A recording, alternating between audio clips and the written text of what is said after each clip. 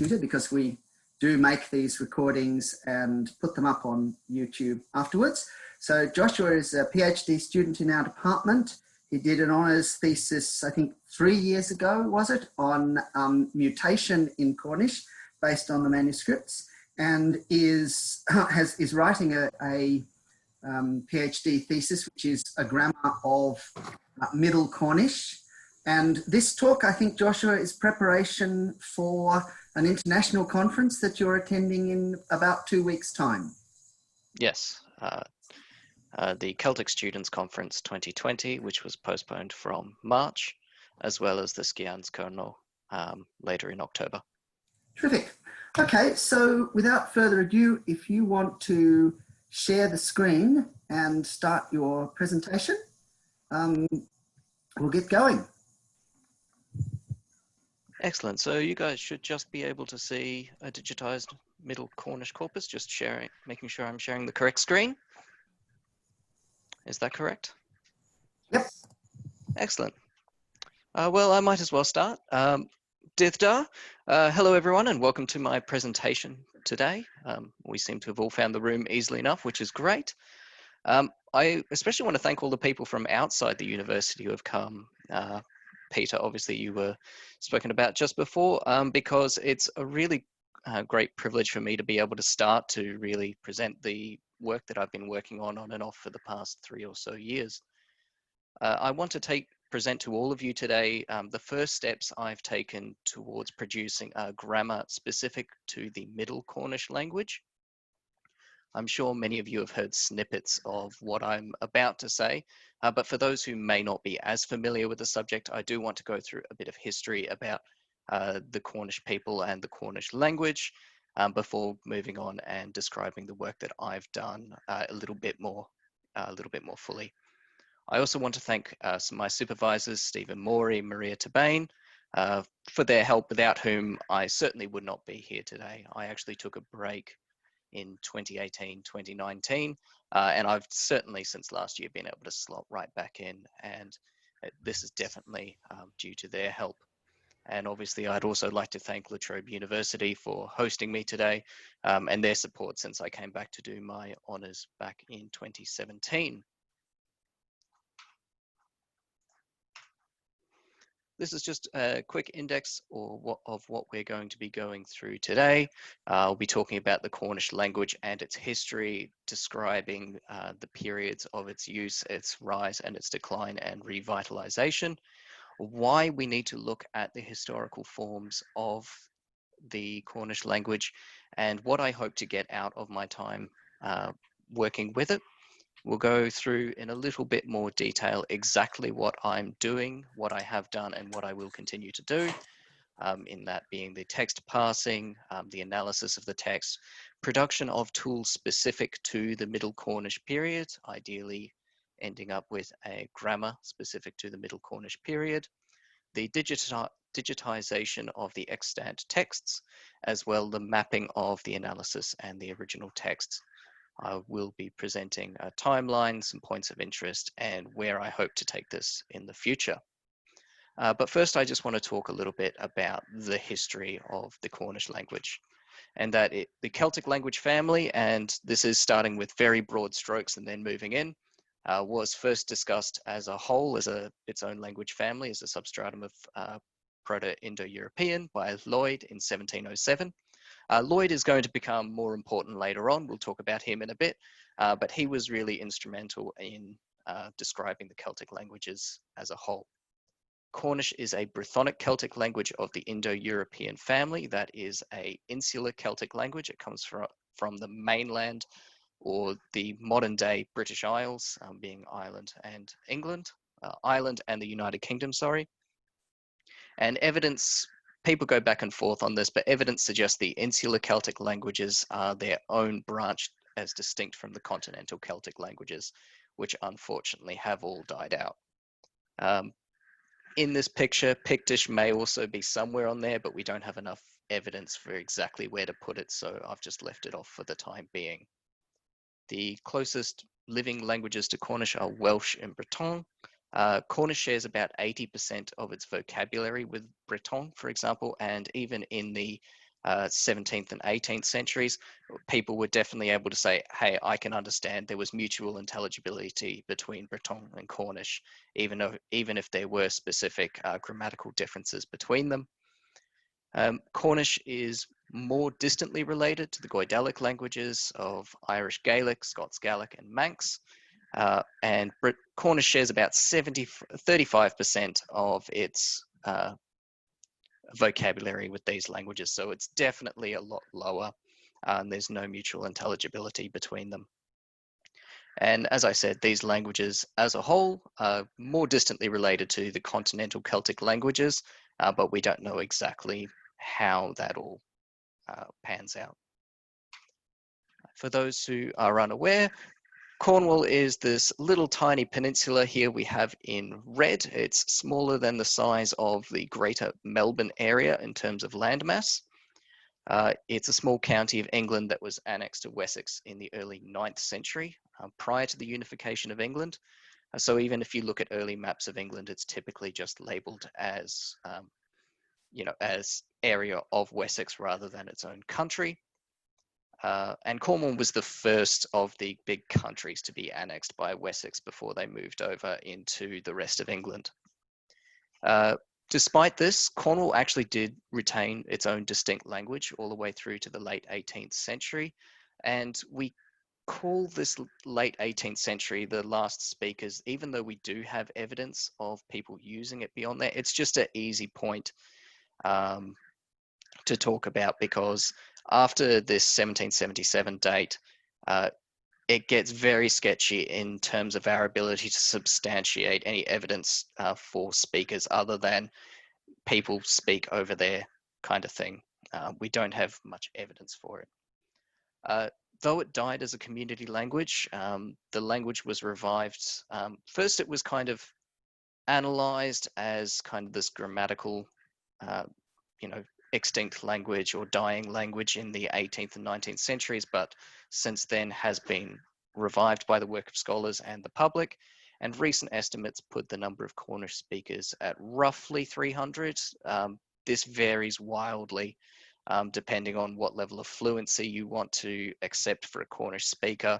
I've seen estimates up to like 3,000 to 5,000, and it also depends on where you're looking. But there seems to be a kind of baseline minimum at this 300 people who are using it, if not day to day, at least on a weekly basis. The revival of Cornish is almost unique. It allows scholars to look at successful language revival, where the language was categorized as extinct, according to the powers that be at Omniglot and all that. It was extinct, though that has been reduced in recent years, which is unique to get the level of speakers that it has today. And in recent years, Cornish has been recognized as a minority language and the Cornish as a national minority ethnicity. This has actually come up in the news just recently because of the lack of powers being handed down to the Cornish as a national minority ethnicity. And that's only in the past couple of weeks. So we're going to see how that pans out. But in terms of the language itself, we believe that the modern Welsh and Cornish communities, that being the people living in those areas, were likely separated by the Battle of Durham in 577. Again, this isn't, there was no contact between these people after this point. What it means is that the Saxons would have cut off the land bridge between Wales and Cornwall, meaning that you'd have to cross, even at its narrowest, 14 kilometers of open water if you want to go west of Durham. So it would only be very specific people, and there would not be a lot of communication, or at least not day-to-day communication for multiple people between the Welsh and Cornish communities, allowing the languages to split apart. The first written records survive from the 9th through 12th centuries. This era's written documentation is very scarce and commonly referred to as Old Cornish. This terminology is pretty much just in line with Old Welsh, because Old Welsh is a very specific set of texts from this period, and there's not enough material available in Cornish from this period to reconstruct a working language.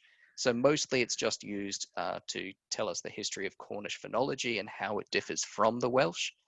But again, we're just trying to keep the labels as similar as possible.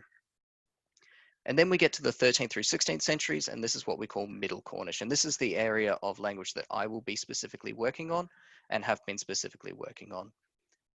Middle Cornish encompasses the period where more people were speaking Cornish than at any other point in history, both in terms of saturation of, we believe, first language speakers, but also its most widespread use, as evidenced by toponyms and things like that. After the 16th century comes in, we get a steady decline in use amongst the general population as the language retreats west. And during this period, we call the language as it was used at this time Late Cornish, generally spoken in the 16th through 18th centuries. And this is the time where the first grammars start coming out. Lloyd's grammar comes out in 1707, and then after the time the language has died in 1777, 20 years after that, we get Lactsermer's 1890 text. 17. I lied. We get a lot of stuff through the 18th century as well. Late Cornish is quite different to the Middle Cornish when you look at it from a text basis. There's a rapid expansion of a number of features which had been rarely recorded in earlier texts. Many of these get disregarded by the modern language, but they are found in the middle period. So we don't know at what period people started using them in their day-to-day language and what period the orthography caught up with it, but it's something to be looked at in this work. After the last Cornish speakers or last monolingual Cornish speakers in the late 18th century, knowledge of the language wasn't lost completely. Obviously, prayers and small sayings were noted as common knowledge, and we have secondhand records of people using the language all the way up until the 1860s. Now, it's hard to substantiate these. A lot of them happen to be like people in the pre-war and interwar period, saying that like when I was growing up, my neighbors spoke Cornish, but it's very difficult to know how much they were using it, whether it was just families, but as a wide community language, it seems to be very much out of the way. Hobbyists and scholars did work hard to preserve a number of lexical items, sayings, counting systems, and things like that. And this culminates in two grammars in 1890 and 1904, Lactsermer's 1890 grammar and Henry Jenner's 1904 grammar, which is seen as kind of the seminal work of the revival period. And all of this period of language is called Revivalist Cornish or Modern Cornish after that, and that includes the language spoken today. The language did die out at an unusual time for the Celtic languages, because there was at the time that it was dying out, we were just starting to get these first embers of a true Celtic revival. The 17th and 18th centuries were not great for Celtic languages. The Irish diaspora was in full force. Scottish Gaelic was tainted by an association with Jacobitism. Breton was equated with the monarchy in post-revolutionary France. And Welsh, while they got out of it a lot better than a lot of these other languages, definitely also started to get real declining numbers of speakers, and particularly monolingual speakers in this period. But outside the homelands of these various languages, particularly we are talking about London, we did get the Welsh Society open in 1751. We had the Irish poetry renaissance in the 19th century, and then we get the Gaelic Union and the Gaelic Leagues being formed. So there was definitely this interest in these languages as we move into the late 19th century in all of these various languages, generally coming from outsiders, not so much coming from the communities as such in terms of impact at this time period. And this kind of rising nationalism really comes through if you look at Henry Jenner's 1904 Handbook of Cornish, where he puts this incredibly nationalistic quote, "Why should we learn Cornish? Simply because we are Cornish." and that could be written today. There is more use for the language in 2020 than there was in 1904, but still there's not a lot of economic value coming from learning Cornish, and it is still seen by many as a hobbyist sort of thing.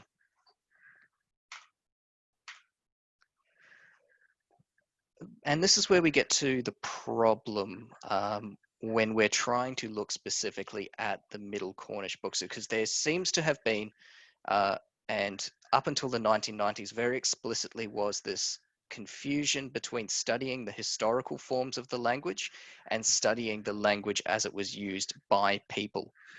The first grammars were based on the late Cornish period, but later grammars were based specifically on the Middle Cornish period. So we got a lot of lexical confusion happening there.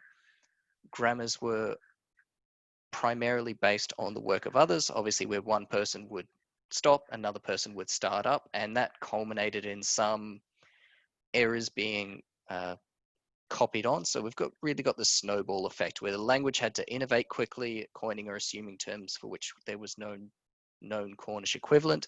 Even after Cornish equivalents were then found, there's this big question on whether or not you should use the historical form or the form that people would use, and even outside of lexical grammatical constructions, whether or not they should be used in an old way or a new way. And analogy with related languages also comes into this. So in the end, we've got this modern language that's not dissimilar to the language as it was spoken in the pre-revival period, but it is also sufficiently distinct from any particular period in history. So when you're trying to study the historical forms of the language, it's very difficult when the only tools that you have available to you are for the modern language. And this can cause big issues there. Another complication that we have when studying the historical texts in their historical forms are the orthographical conventions. I've listed just some of the various orthographies that you can write Cornish in, or Cornish has been written over the past 400 or so years, as well as examples of some of the bigger ones there. I'm loath to get into this too much, as it is primarily a orthographic kind of thing rather than a phonological thing, but there are examples where your orthography is going to affect your phonology, particularly in the number of vowels available to speakers if you're using, for example, Unified Cornish versus Kemen. Just to go through these in a little bit of detail, historical Cornish, which is what I'm studying primarily, is as it was written in historical texts of the Middle Cornish period, and likewise of the historical late Cornish is how it was written in the late Cornish period, so that's 16th through 18th century. Unified spelling was how Jenner wrote. He essentially took the historical late Cornish texts, found which spelling of various words and various forms was the most common, picked that and said, this is how we're going to write this from now on.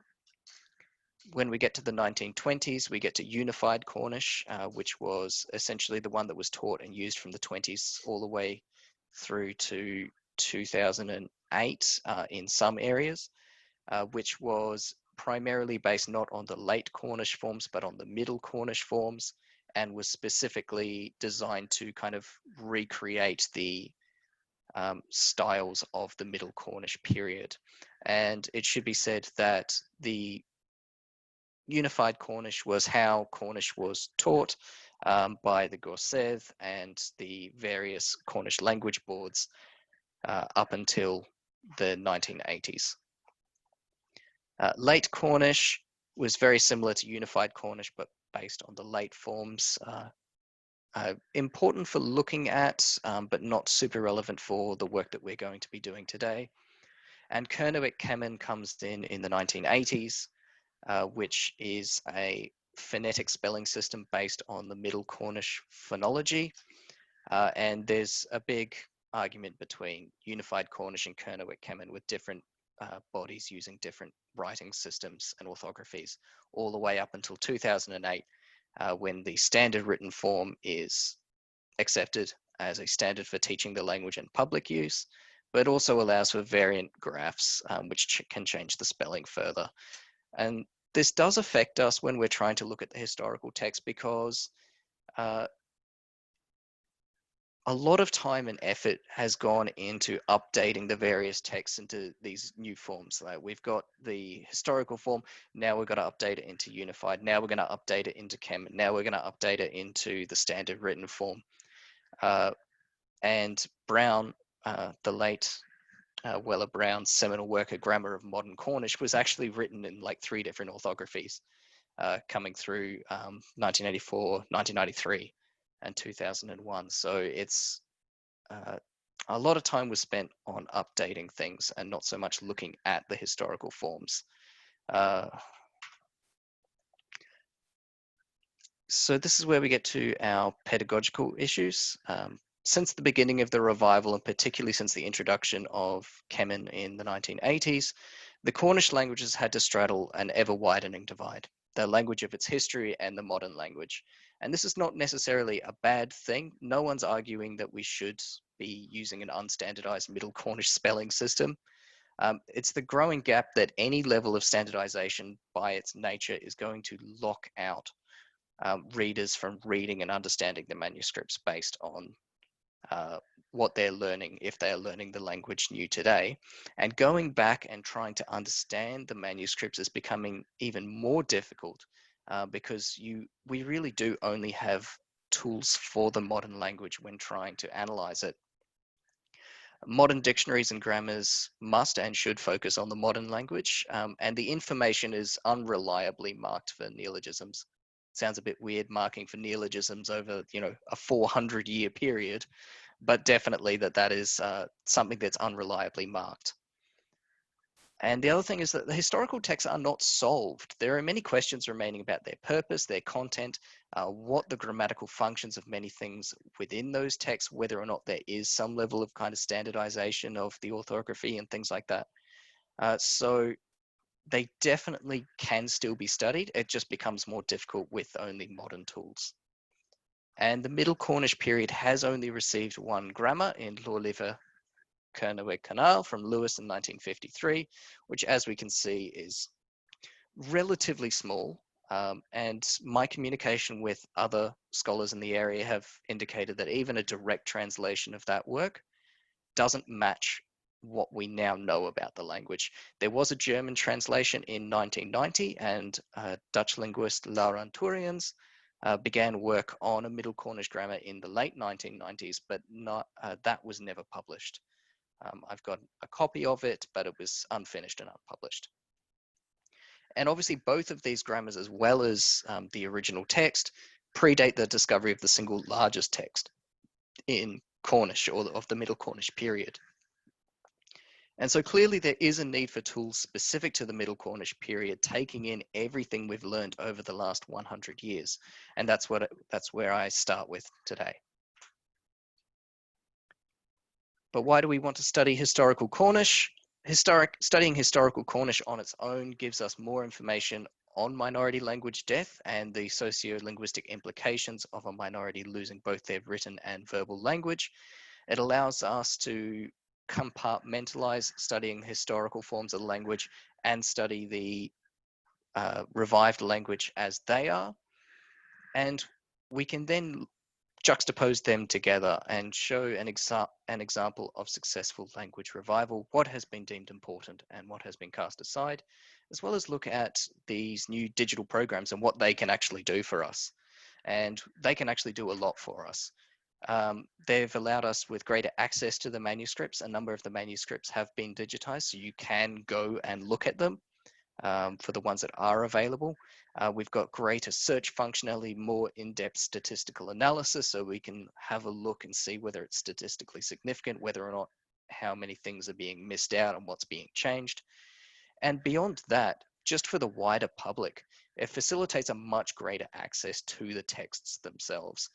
Being able to download a digital copy of the text or being able to download an analysis of the text makes things so much easier than being able to just see it from, a book in a library or something like that. And this research was born out of my 2017 honours thesis, where I found that the modern grammar was not fully compatible with the historical text. I mean, shock surprise, 400 years of language difference is going to cause issues. But I wanted to look more specifically at the specifics. What was not working? And so for that, I took a 500 line section of Bjornen's K, and I wanted to check the mutation system because I couldn't find anywhere exactly how the mutation system was different. It's long been known that the Middle Cornish period's mutation system was internally inconsistent and not consistent with the modern rules. But the closest I could get to finding out exactly why it was inconsistent with modern rules was in a small book by Caradar that has a single paragraph that says, Origo Mundi, 1 in every 21.5 lines, there is a mutation missing. Passio Christi, 1 in every 11 1/3 lines. So it didn't exactly tell me what was going on. It just told me kind of rough numbers. So I analyzed a section of Bjornen's K, comparing it to the rules in Weller Brown's A Handbook of Modern Cornish, and found that of the 55 mutations I looked for, only 14 were in complete agreement, whereas 19 had at least 2 instances where there were multiple examples of it not meeting the modern rule set. And so I went in to have a look at that. It should be important to say that the work presented today is not reflecting on the modern language, just that to express that we do need tools specific to the Middle Cornish language if we do want to continue to study it. So what did I actually do? What have I done thus far? That's a lot of background. This is what I've done over the past year and a half. So the first thing I did was I collated a collection of digital copies of the Middle Cornish texts. That is the texts in the historical spelling as close as we could get to it. This currently sits at a single copy of each of the Cornish texts. Now, some of the Cornish texts have multiple manuscripts. The Ordinalia, for example, has plenty of different manuscripts for it, but we've just had to get at least one of each. And I should say that some of these digital copies are very old. Some of them have been digitized from punch cards and, you know, the precursor system to ASCII, which was the EBCDIC programming language. So while they purport to be more accurate to the actual texts themselves, the manuscripts, they're the best we can get to at the moment. Williams, Everson, and Kent actually recently this year brought out a book on the charter fragment Passion Agan Aloth, which goes into this a little bit more detail on those two texts, which is a fantastic work. But again, we do have this issue where the manuscript and our digital representations are not going to line up, no matter how effective we are. And I do have to put a great thank you out to Andrew Hawke, whose work in the 1980s was responsible for much of the digital editions I was able to find today. Also Laura Anturians and Ken George, who were also able to supply me with digital copies of these files. That being said, going back to my point before, some of these digital files are just OCR'd from Whitley Stokes's work in the 1850s that have been updated a little bit. But these, we do know that Whitley Stokes's material, whilst was absolutely fantastic at the time, does not match in all cases with the manuscripts, and we can see those changes there. But it's hard to quantify exactly where those issues are. So it is important that we go through and find out exactly where these differences lie.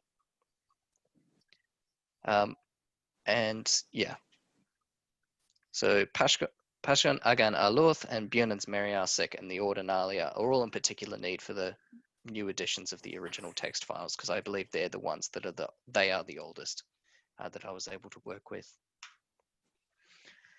I put these into Fieldworks Language Explorer, which allows a corpus of a text to be analyzed much quicker than it would be done by hand. Whenever you put in a word, it will find all copies of that exact spelling with the exact same everything, and just put a hint in there, say, do you mean this going forward?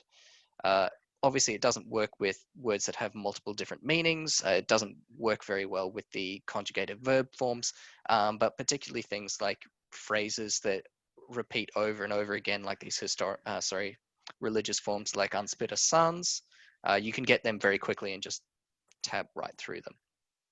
Every word was analyzed word by word, down to like the morphemic level, if I could, into English, and then that was used to create this literal translation line. And then most of the analyzed texts were able to be transliterated in the first run in this, using a variety of materials. I used Unified, Kemen, and SWF translations of them, English translations. A number of the 20th century dictionaries, Ken George's An Gurlev Amir, and the New Cornish Dictionary by Nance. So all of these were used. There are issues with this, the way I've done that, methodological issues, because it is kind of semicircular in nature, in that I was still using these modern tools to determine the meaning of older texts, but I felt that there was no other real way that I could go through, and doing it at least a word at a time initially before moving on to phrases and things like that could alleviate some of that inconsistency.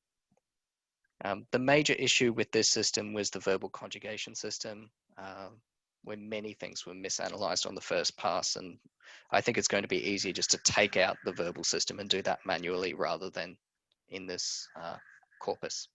But this corpus is now built, and my plan going forward is to use this corpus to build the grammar of Middle Cornish reflective of the extant texts. So only the words that were in those texts, only the grammatical structures that were in those texts, to essentially translate and update Lorlever Kernoweg Canal into the 21st century. And this is an example of from Lewis's book, where the Cornish has been retranslated by some helpful person back into Welsh for me. So what did I actually get? After scraping the past text, Flex automatically garnered a dictionary for individual words. And this image here is actually a little older. The boss forms, I have another 13 boss forms to add to this. We've got the Verbo-Kernoweg forms as they're set out down the bottom by Ray Edwards, and what we can actually see in the Middle Cornish texts in the Middle Cornish spelling is available at the top. Total numbers, for those that are interested, is that we have roughly 135,000 words.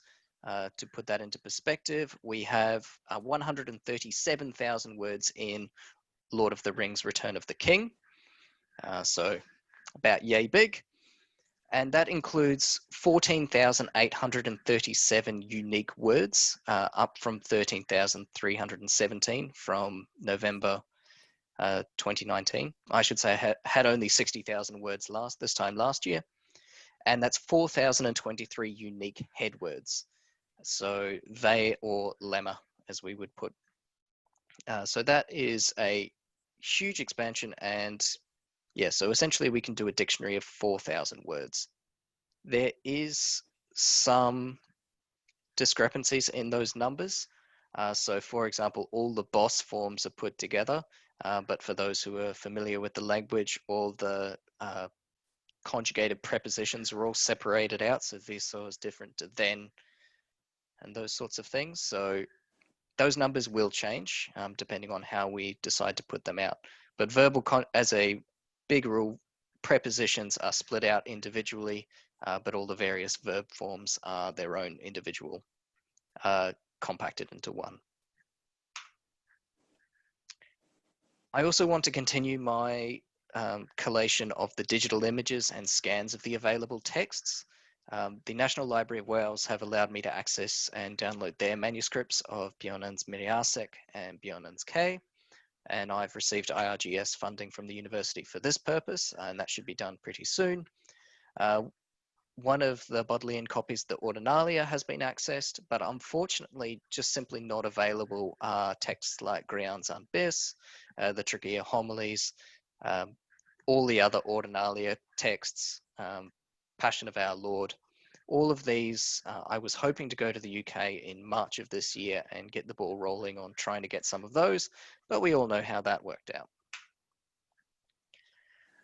Once all of those are collated, my hope is that we can learn new information from these actual texts themselves. Just as a blanket rule, there's a lot of diacritics and a lot of non-standard spelling that really just isn't seen in my digital copies of all of these. For example, the long S is found here, which according to my digital copy is just a regular S. Bjornen's K is full of odd characters that are definitely not standard English characters. So unfortunately, I'm not able to analyze them as I could if I had the original text.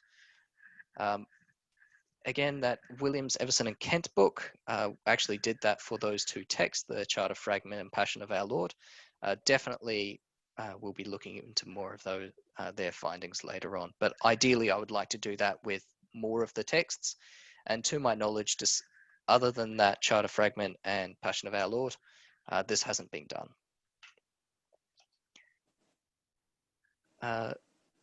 I'm also hoping to be able to put these texts together. So texts and analysis together, so you're able to look up the individual lines on a pictographical manuscript whilst being able to see what's actually written there in a more digital format, to be able to search between terms and find all the different examples. But that has been severely delayed and might prove a bit too difficult at this time, depending on how quickly I can get all these images together. So just to finish up, where are we? I'm just shy of 2 years into my candidature. That's I passed the 2-year mark in March. I have a digital copy of at least one of each of the extant Middle Cornish manuscripts, and that has been extended out to include the Tregear Homilies, which kind of sit on that cusp of middle and late. All of them have been glossed and analysed, and I've had 3 of the manuscripts digitized. And so from here, I want to go back through, reanalyze those texts, noting specifically the verbal conjugation system, speak to the libraries regarding the remaining unscanned manuscripts and begin the process of digitizing those, check the texts against the original manuscripts for consistency. This is going to be as I can. Obviously, some I can do now, some I can't. And then using these past texts to create the grammar itself. And thank you all very much for coming. That was that.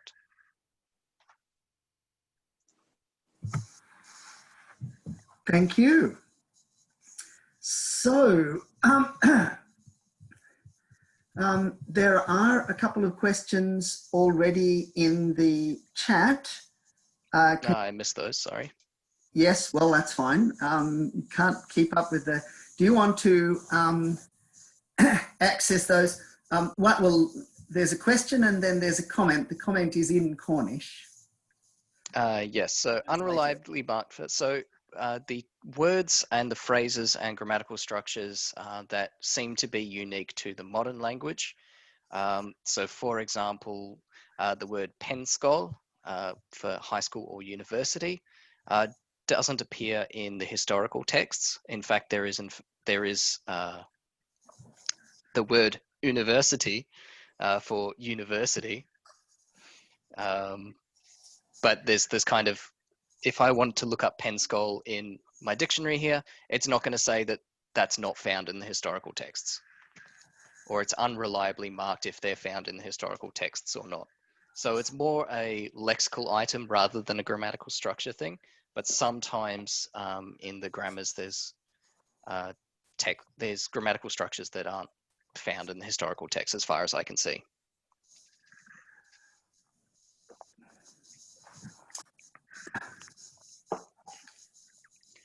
Would having a better understanding of the older forms of Cornish be of any assistance in revitalizing the language? Well, obviously, I do think so. I think understanding the historical forms of the Cornish, where you've been, allows you to understand where you're going. I don't think it's necessary. I don't think it's necessary for you to be able to read the historical forms if you're just learning the modern language for day to day. It's more of the issue that if you have learnt it, it is still difficult for you to learn the historical forms. And there's nowhere you can really go and learn that without looking at books that may or may not be out of date in some other respects.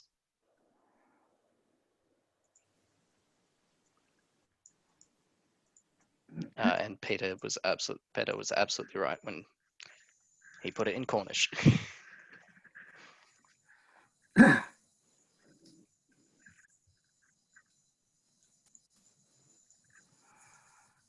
Middle Cornish did have the geminate nasals. In late Cornish, an epenthetic stop was put in there. So again, going back to that pen skull for Univerity, in the late Cornish texts, that would be pen skull. But we don't know at what point, we don't know how conservative the writing system was. It may be the case of Middle Cornish speakers already having that epenthetic D or epenthetic stop, but not saying it, but not writing it down. Or it may be the case that it was both an orthographic and a phonological development of the late period, though there are a couple of examples of it in the Middle Cornish texts, definitely not to the same level as in the Middle Cornish, as the late Cornish.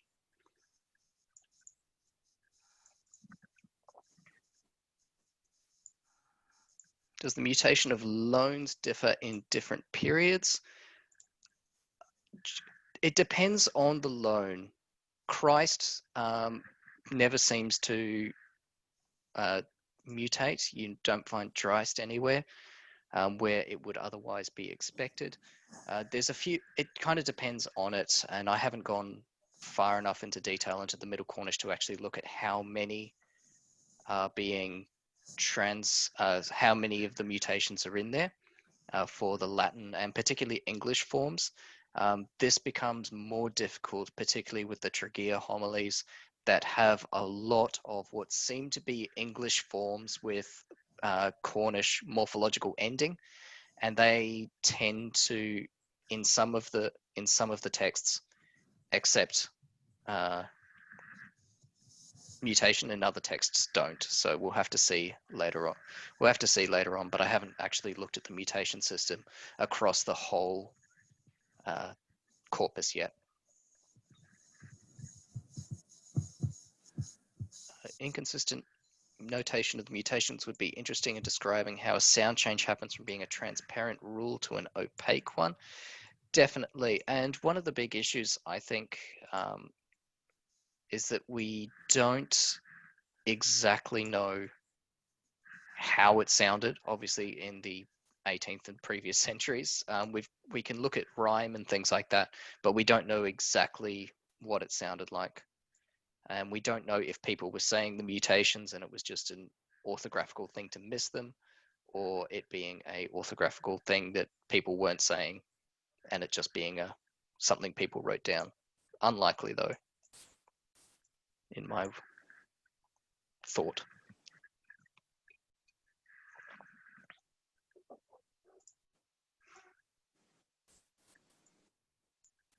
Stephen's absolutely right. You do get most of the time in the Middle Cornish period, it's realized as single or double N, but you do get DN in that geminate nasal position. In Meriarsec has 2 examples of it, I think. None of the Ordinalia does. I think it's found once in Bjornon's case, so it is found in the Middle Cornish period, that epenthetic plosive, but not everywhere. And those same words are found without it in those texts. So I think, Joshua, that is all of the questions that were in the chat up until now. Do you think that you've attended to them all? I do believe I have. Does anyone want to ask a supplementary or additional question? Because we still have a little time. I cut it down to make it shorter too.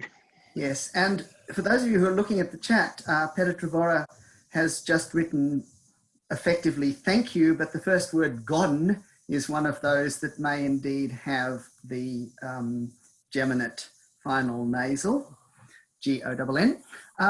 Any other questions or comments or observations? Josh, am I right in assuming, you said earlier you just passed 2.5 years, but you weren't. No, I'm at 19 months. Yes, that's, so basically the data is all in place and now the analysis can begin in earnest. Excellent. Essentially, yes. Good. And of course, that extraordinary database that you've created of the Cornish manuscripts is something that's going to be usable by scholars on into the future once you've done what you need to do with it. I do hope so, yes. Yes. So, a question. Yep. How do you set up the Flex database with writing systems? So it's very lucky for me that it does use a Latin alphabet. All the ones that I have use mostly a Latin alphabet. So I didn't need to add any text filters or anything like that, though I do believe it is possible. It was simply dumping the raw text files, the .txts, from my digital copies into Flex under names, and I'll set up all the data for them. It's from this date, written by this person, and from there it just automatically separates everything out. Anything that's separated by a space, it's going to consider a new word, and then from there you can join them together or you can split them up from there. And I will say the database has already been actually really useful in a kind of more casual setting. There's a Facebook group I pledged to improve my Cornish or something along those lines. And quite often there's questions on how do I say this, or is there an example of this in the historical text? And it just becomes trivial at that point to look up essentially around their question. More recently it was, what's the word for turn, as in if your turn in a card game? And I was able to look up round, turn, anything that I passed along those lines to see if grammatically those functions were there. And I was able to answer that person in 20 minutes. Ken, was your question, I wondered whether your question was related to the issue of dealing with the diverse ways of spelling words. Yes, yeah. Because I think, Joshua, you've put in a standardized root spelling for everything, haven't you? Do you want to reshare the screen and just show us your example from Fieldworks once again, how you did that? And then Sorry, I thought you were asking about the input of the actual data itself. Okay, sorry. That's all right. My mistake. Let me try and bring this up. So I will say that the dictionary that I have hasn't been standardized yet into any of the particular forms, any of the particular orthographies. But if I share, you'll be able to see. This is essentially what I come up with in the end, where I can take the, this is the, let's find something with a few more spellings of it. Come on. Yeah, so I can take just the Kemen spelling of it, D-O-W-T-Y-A, and then that breaks down into all of the various other spellings that I've analyzed in there. So it nests itself all under just the single spelling. Okay. And I can go in, and hopefully this will be in more than one place, but it's not. Yeah. Yeah, so generally what I've been going through, as I've been going through, and I will just show the form as it is. Text, interlinear texts. Yeah. So we can say THYN is realized as DHYN plus a spelling variant, NI plus a spelling variant, and then you can go in and actually find all of the ones that match. You can find any of these. You can match the lexical entry analysis, you can match the morphemes, match the lexical gloss, or the lexical grammatical info. So I can find all pronouns, all things that I've analyzed as we, all things we've analyzed as NI plus spelling variants. So it's quite flexible in some ways, incredibly rigid in others. Okay. Good. There was another question there. Is there an Instagram account for Practice in Cornish? If there is, I do not know it. I don't have Instagram, so I can't tell you. Indeed. So, anything else that people would like to raise?